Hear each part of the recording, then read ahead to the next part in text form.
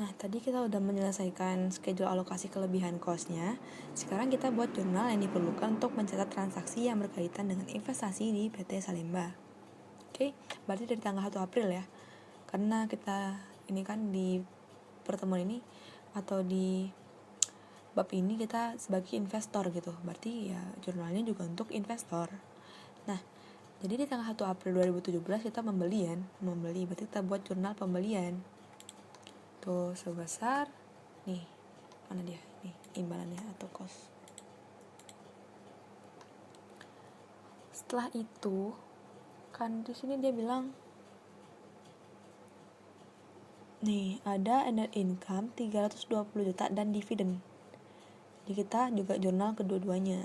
Dividen tanggal 20 Februari nggak usah kita catat karena kita belum membeli atau investor belum membeli investasinya, berarti nggak berpengaruh terhadap investasi investor. Dan baru dividen tanggal 20 Juni 2017 50 juta, berarti 50 juta dikali kepemilikan ya, dikali kepemilikannya itu sebesar 32%.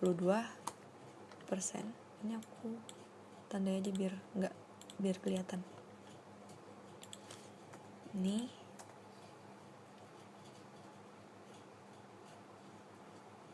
juga sama, berarti yang tanggal 20 Oktober 35 juta 32% kali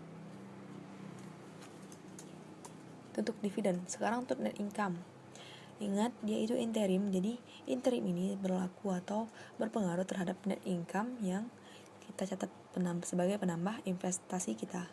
Berarti kan net income-nya 320 juta dikali dengan kepemilikan sebesar 32% dikali dengan interim yang tersisa, berarti dari tanggal 1 April sampai 31 Desember, dan itu masih bersisa Januari, Maret, berarti 9 bulan, berarti 9 per 12 juga. Oke. Untuk dividen dan net income-nya.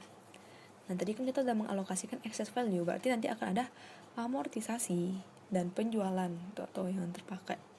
Karena semua tadi under value, maka dalam jurnalnya nanti akan mengurangi investasi kita, karena yang untuk persediaan berarti dia itu terjual habis dan nanti akan ada COGS. Kan kalau di jurnal itu ada inventory pada COGS, dan COGS itu adalah pengurang atau beban, itu pengurang income kita, maka ya income-nya akan ada di debit dan akan mengurangi investasi.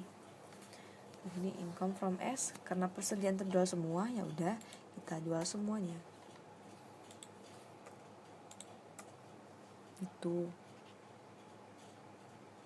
Terus kan ada building, income from S pada investment in S. Kan building tadi kan juga under value kan, maka depresiasi peralatan ini bangunan ini juga tercatatnya lebih kecil, maka kita akan mencatat depresiasi itu sebesar dengan yang seharusnya atau sebesar fair value-nya, sehingga depresiasi tersebut akan mengurangi nilai investasi kita.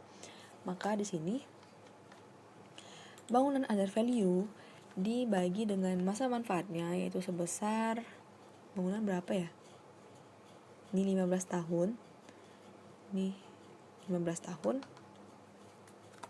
dikali dengan interim ya. Kan tadi kan kita dari tanggal 1 April, berarti 9 per 12. Yang peralatan juga sama, berarti nih 89,6 juta dibagi dengan 7 tahun, karena kan sisa manfaatnya kan 7 tahun. Ini kan sejak 1 April 2017 ya, sisa manfaatnya. Dikali dengan berapa? 9 per 12. Ini juga. Jika misalnya ternyata dia itu sisa masa manfaatnya itu 7 tahun itu sejak 1 Januari gitu. Di sini. Jika sisa masa manfaat equipment tadi itu adalah 7 tahun dari tanggal 1 Januari 2017, maka tadi kan kita kan belinya itu kan tanggal 1 April nih. Maka di tanggal 1 April sisa masa manfaatnya itu adalah sebesar 7 tahun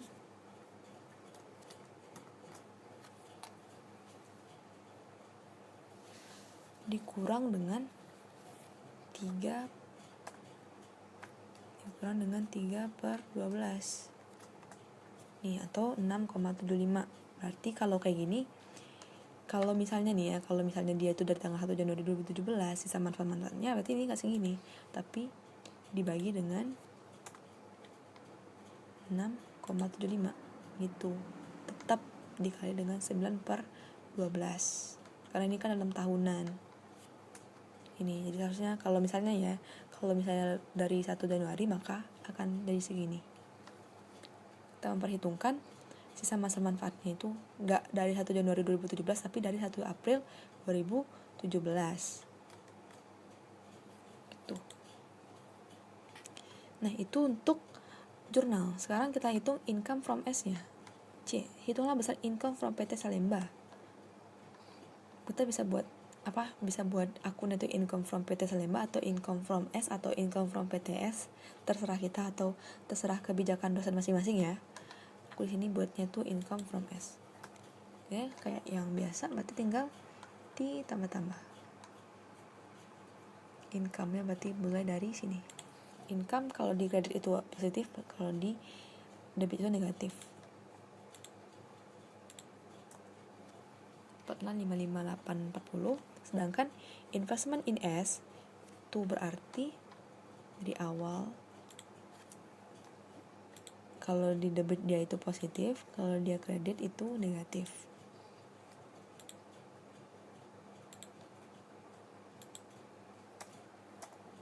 (778.640). Nah, bagian 2. Berdasarkan informasi di atas, pada tanggal ini ntar aja ya di video selanjutnya karena ini terkait dengan penjualan investasi yang belum aku jelasin.